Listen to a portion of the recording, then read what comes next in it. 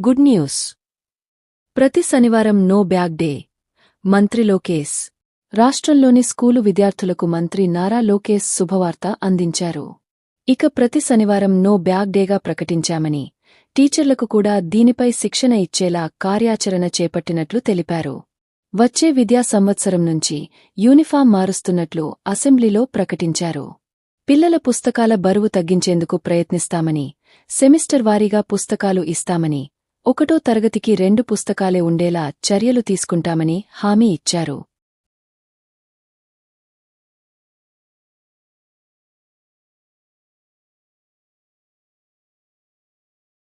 ఈ వీడియో నచ్చినవాళ్లు మన ఛానల్ని సబ్స్క్రైబ్ చేసుకోండి. అలాగే లైక్ చేయండి. తరువాత మీ ఫ్రెండ్స్ అందరికీ షేర్ చేయండి. మీకు నచ్చిన సెలబ్రిటీ జీవితం తెలుసుకోవాలి అంటే కామెంట్ సెక్షన్లో కామెంట్ చేయండి.